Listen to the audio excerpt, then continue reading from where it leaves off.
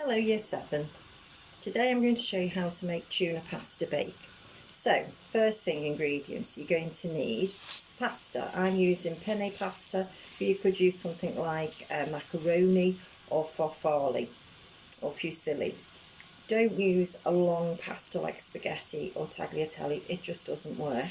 You're going to need the ingredients for a sauce, which is 250 ml of milk, 25 grams of flour and 25 grams of butter or margarine, a tin of tuna, which is optional, so if you don't eat fish you can leave it out, and 100 grams of cheese. You can also add to your dish some chopped peppers or some sweet corn or some mushrooms. I've actually chopped an onion up and I've just cooked that off a little bit, and I've got some diced peppers as well, but I'll show you that later. So the first thing you're going to do is you're going to put your pasta into a pan that's half full of water, and that's been brought up to the boil, and you're going to cook that for about between 7 and 10 minutes. It really depends on the type of pasta that you are using.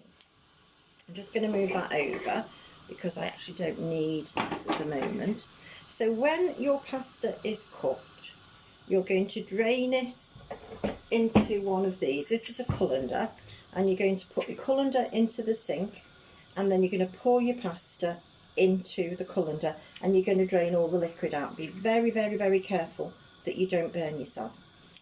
Just rinse out the pan that you've used for your pasta. Don't wash it, just give it a quick white brown. You're going to use that again. And what you're going to do is you're going to put your pasta into your bowl, and you're going to add to that your tuna. I've drained my tin of tuna, and I'm just going to ease the rest out with a knife. Whoops, excuse me. And then I'm going to just mix that in a little bit so it's evenly spread around. And to that I'm going to add, like I said, I used some peppers and some chopped onion, and I'm going to add that, and that just to me adds just that extra little bit of flavour. And then I'm just going to just move that around and just make sure that it's all evenly spread. So we're now ready to go on to make our sauce. So I'm just going to move that out of the way for a second. So I've got a saucepan, and into the saucepan I'm going to add 250 ml of milk, 25 grams of butter. I've used butter, but you can use margarine, and 25 grams of plain flour, but it could be self-raising, it's up to you, but just 25 grams of flour.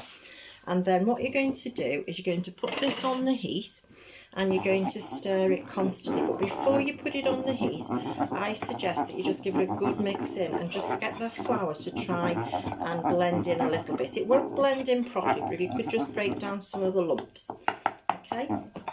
And then you're going to put that onto a low heat. Now the one thing I haven't told you to add is salt and pepper, so that's entirely up to you how you season it. I did add some salt and some freshly ground pepper when I weighed out yesterday, so it's up to you. So you're going to put that on the heat, and the important thing now is you're going to stir this constantly. Okay, because what you're going to make is a bechamel sauce, and we're using the one stage method, and the one thing you don't want with the sauce is lumps. Definitely put your family off. Now when you're making a sauce, it's really important that you measure accurately.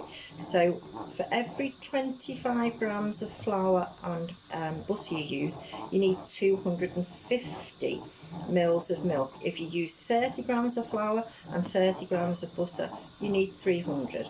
Okay, and it's going to make a sauce that's going to pour and just coat our ingredients. Okay, so stir constantly, and what will happen is as you cook the sauce, the starch grains in the flour will begin to soften, and as they soften they'll start to absorb the milk, and they'll expand, they'll swell, and then eventually they'll get to the stage where they can't actually swell anymore. There's just, it's a bit like a big balloon that's full of water, and eventually it will burst, and that's when your sauce is going to thicken. So that's really, really important that you make sure that you're stirring all the time, because if you don't, that's when lumps will form. Right, we're using pasta because we're looking at cereals this half term, and pasta is made from wheat, and wheat is a cereal. It uses a special type of wheat.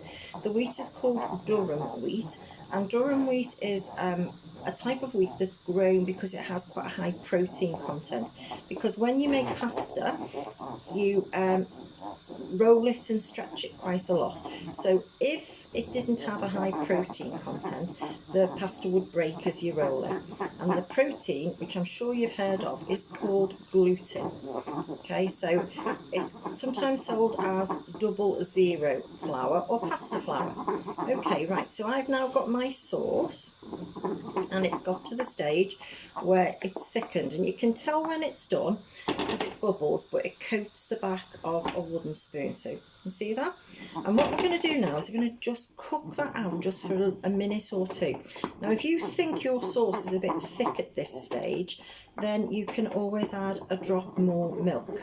Okay, and you're going to cook the sauce out for about a minute, and that will just cook the starch, and it'll give a better mouthfeel, a better texture to the sauce. It won't feel so gritty. Right, now I think my sauce is slightly too thick, so I'm just going to get some more milk. And I'm just going to pop a little bit more milk in there, not very much, just probably about 25 mils, and I'm just going to thin that out a little bit, okay, because I want it to be the right consistency. So after about a minute, make sure that it's boiling but not bubbling away. You're going to take that off the heat, turn the heat off if you want, and you're going to add your cheese. Okay, you mustn't add the cheese when it's on the heat, because the cheese will melt and the protein in the cheese will all clump together and it'll go all stringy, and then you'll get the fat leaking out of the cheese, and that will look very nice. So take it off the heat. You need 100 grams of cheese, but you don't have to use that much if you don't want. I've got extra mature cheddar here, so I've only used 75 grams, and I'm going to put about 3/4 of it in there, okay, into the pan.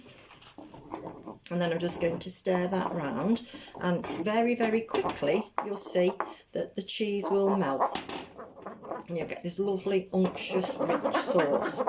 Okay, so when you've done that, you get your dish that you put your pasta in, and you're going to pour your sauce evenly over the pasta. Now some people actually like to mix it all together, but I like it to look neat and tidy, so I pour mine over the top. So there's my lovely sauce, no lumps in it. So I'm just literally going to drizzle the sauce all the way over and just keep covering it. And then when I've got all my sauce out, there's one last thing I'm going to do, and you can do this if you want. I'm going to slice up a tomato and put it on the top and make it just look a little bit more attractive. The tomato isn't mentioned in the recipe book, but if you want, you can use it. Right, so the little bit of cheese that I had left, I'm just going to sprinkle over the top. And what will happen is when you put this into the oven, that cheese will melt and it'll go lovely golden brown, and it'll just make it look much more appetising. Okay, doesn't matter if it's not completely evenly spread. Then what you're going to do, if you want, is just move that out of the way.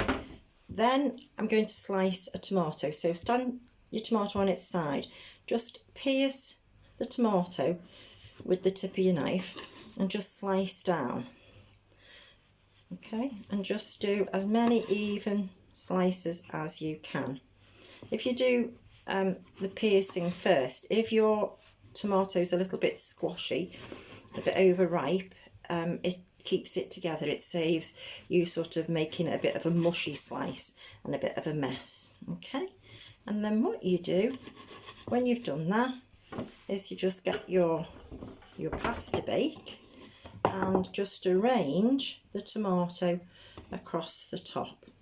So when you put that into the oven, that will cook and it'll look amazing. So there you go, tuna pasta bake. You put that into the oven and it'll go on about gas mark 4, which is about 180 degrees C, and it'll take probably 20 minutes to heat up, and you need to make sure that it is actually bubbling on the top.